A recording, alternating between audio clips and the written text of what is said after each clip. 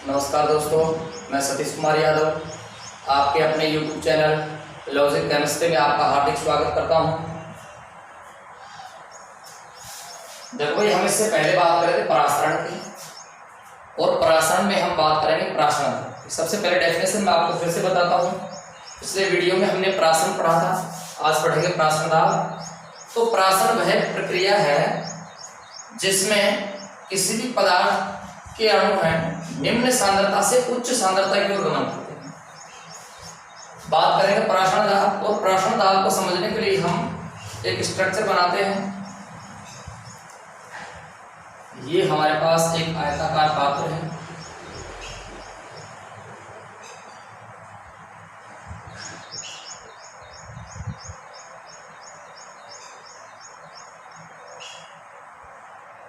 जिसके बीचों बीच अर्धपारगम्य झिल्ली एसपीएम लगी हुई है, ये लगा देते हैं।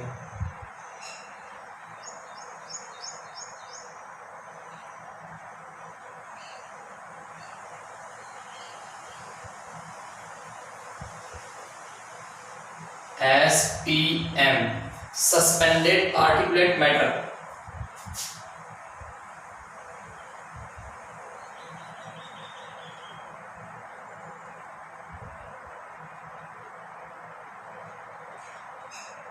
ये हमने पिस्टन लगा दी है, जिसके द्वारा दाब P1 है।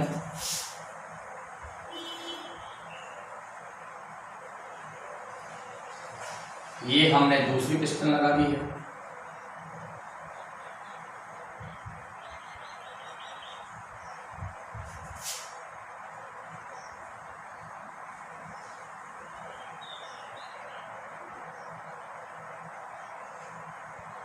जिसका दाब P2 है।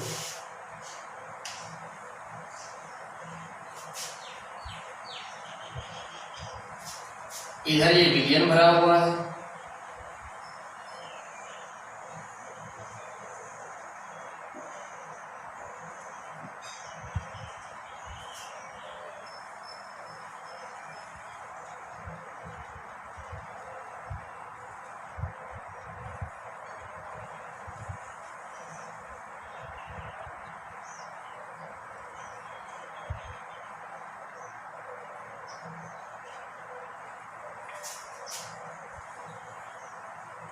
ये भी क्या है, विलय, जिसमें है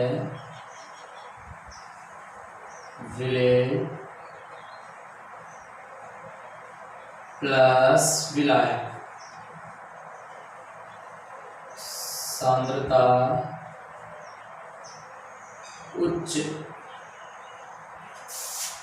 इधर है भाई विलायक,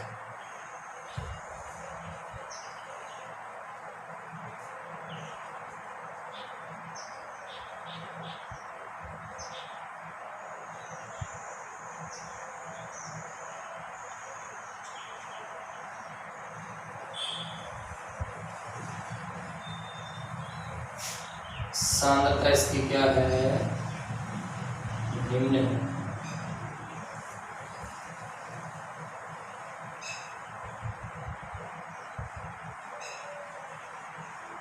ये भी विसरण की प्रक्रिया हो रही है, सॉरी परासरण की।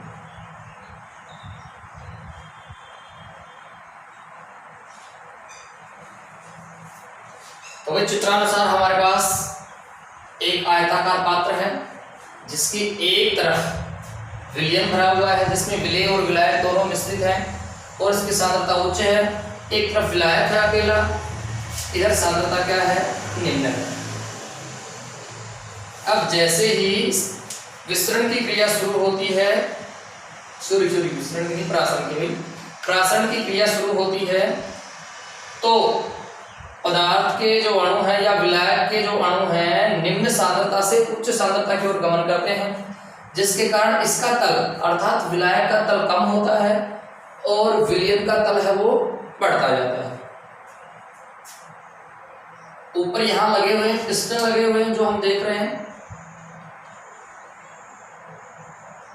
जिसके द्वारा P1 और ये P2 दाब लगा हुआ है। अब धीरे धीरे इसका लेवल कम होता है, इसका लेवल है वो बढ़ता जाता है। तो परासरण दाब क्या होगा कि जो परासरण की क्रिया हो रही है, विलायक से पदार्थ के अणु विलयन की तरफ जा रहे हैं, तो इसको रोकने के लिए विलायक के विरुद्ध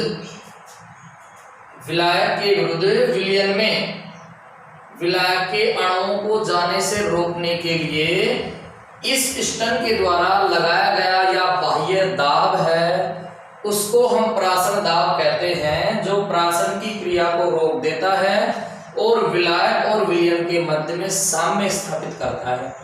उसको हम कहते हैं परासरण दाब, ओस्मोटिक प्रेशर, जिसको हम पाई से प्रदर्शित करते हैं। और यह टेम्परेचर T, सांद्रता C व तन्यता V पर निर्भर करता है। एक बार मैं आपको दोबारा से बता देता हूं। परासरण की डेफिनेशन की हम बात करें तो इसमें क्या होता है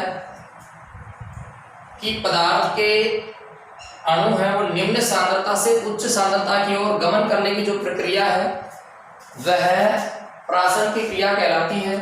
और ये परासरण की क्रिया एसकेएम सस्पेंडेड पार्टिकुलेट मैटर अर्धपारगम्य झिल्ली के द्वारा संपन्न होती है।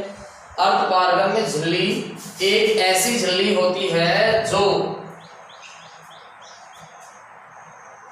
बहुत अधिक महीन सूक्ष्म छिद्र रखती है और कुछ सिलेक्टेड पदार्थों को ही अपने अंदर से गुजरने देती है, जिसके बारे में हम पीछे वीडियो में पढ़ चुके हैं। तो अब बात करेंगे परासरण दाब पाई की। परासरण दाब को समझने के लिए हमारे पास एक आयताकार पात्र है जिसमें एक तरफ विलायक भरा हुआ है जिसकी सांद्रता निम्न है, एक तरफ क्या भरा हुआ है, विलयन है जिसकी सांद्रता उच्च है। अब जैसे इसमें परासरण की क्रिया होती है तो विलायक के अणु हैं विलयन की तरफ जाते हैं, जिसकी वजह से विलायक का जो लेवल है वो कम होता जाता है और विलयन का लेवल है बढ़ता जाता है। तो इस विलायक को विलयन में जाने से रोकने के लिए बाह्य दाब जो लगाया जाता है, जिससे इन दोनों के मध्य में विलायक व विलयन के मध्य साम्य स्थापित हो जाता है, उसको हम कहते हैं परासरण दाब। और परासरण दाब है टेम्परेचर T, तन्यता V व सांद्रता C पर निर्भर करता है। अब बात करेंगे परासरण दाब के नियम।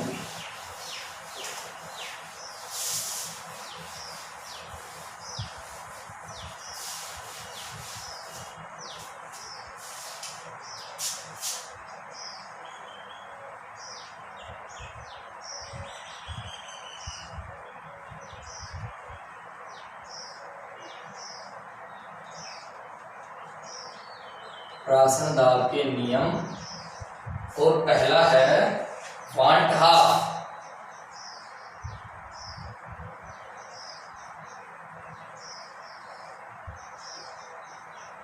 बायल का नियम।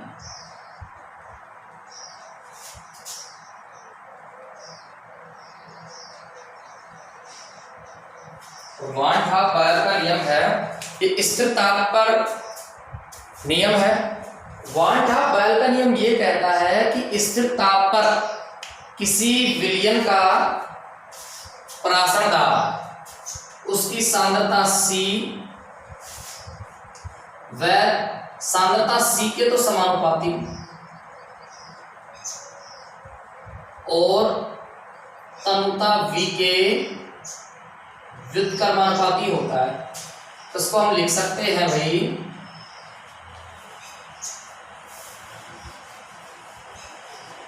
स्थिरता।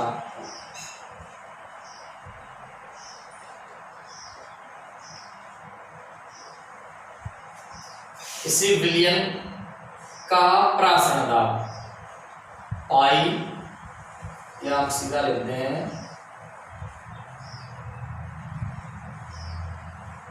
परासरण दाब समानुपाती सांद्रता और व्युत्क्रमानुपाती तन्यता, व्युत्क्रमानुपाती तन्यता,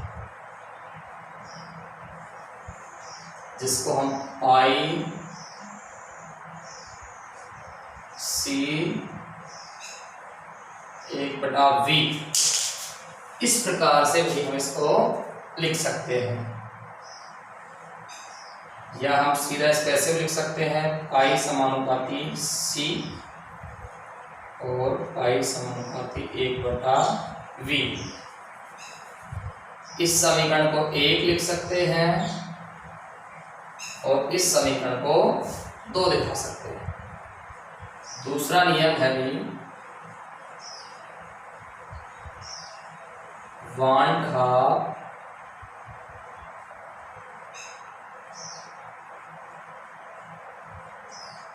दाब ताप का नियम,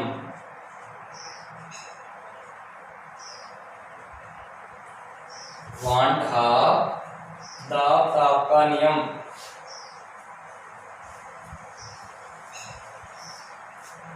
और भाई ये जो नियम है वान हाफ दाब ताप का नियम है, ये कहता है कि स्थिर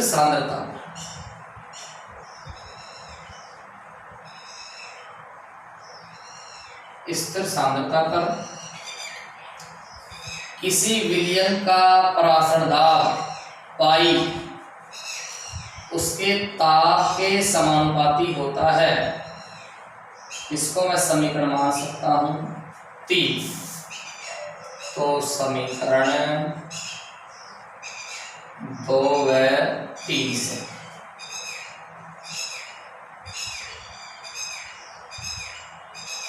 पाई समानुपाती टी है भाई अपॉन वी,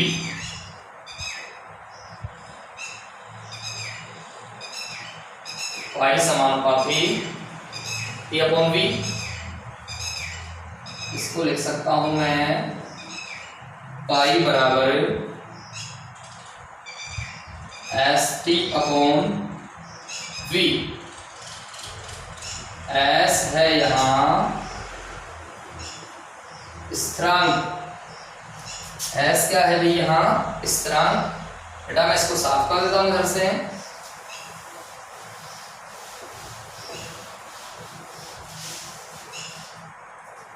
इसको मैं लिख सकता हूं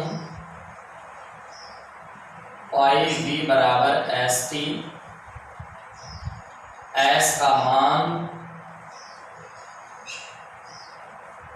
गैस स्थिरांक आर के समान होता है।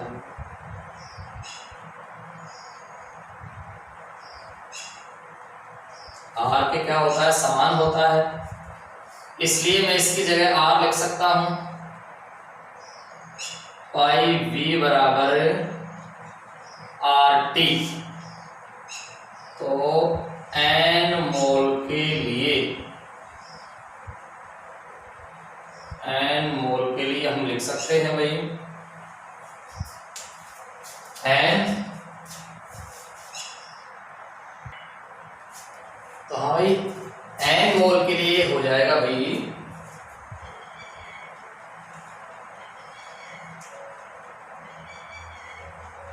पाई वी बराबर एन आर टी। आर जो गैस स्थिरांक का उसका मान होता है 0.0821 वायुमंडलीय litre kelvin inverse mole inverse.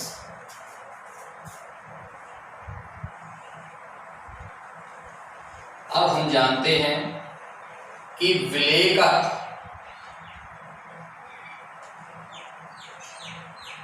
विलेय के मोल बराबर होता है weight of B and molecular weight of B. तो हम यहां रखते हैं भाई इसमें समीकरण ये हो गया भाई। नेक्स्ट हो गया इसको लिखेंगे पाई v बराबर n weight of v and molecular weight of v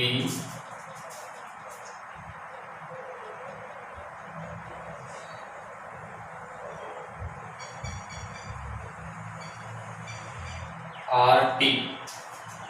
तो भाई पाई बराबर हो जाएगा ये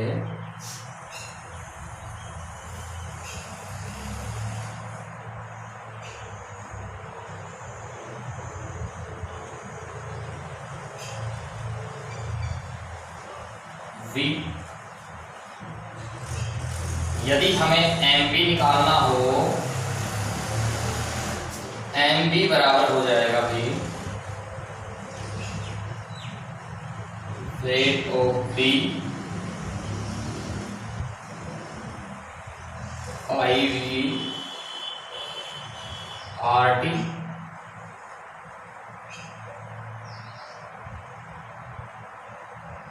तो हम इस समीकरण से इसको लिख सकते हैं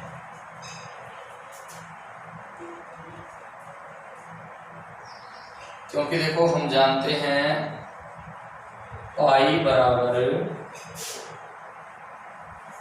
V सॉल्यूशन है M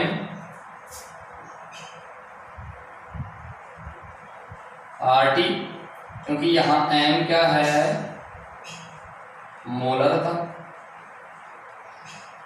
जो हम जानते हैं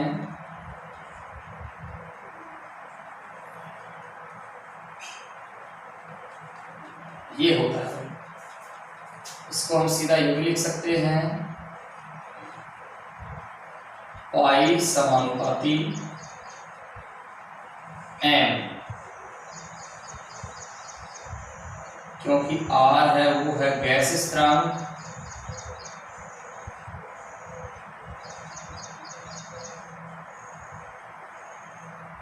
और जो टेम्परेचर है वो भी स्थिर।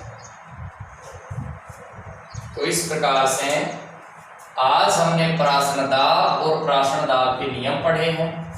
दोस्तों यदि हमारा वीडियो आपको पसंद आए लाइक कीजिए, कमेंट्स कीजिए एंड सब्सक्राइब कीजिए और अधिक से अधिक अपने दोस्तों को शेयर कीजिए। धन्यवाद।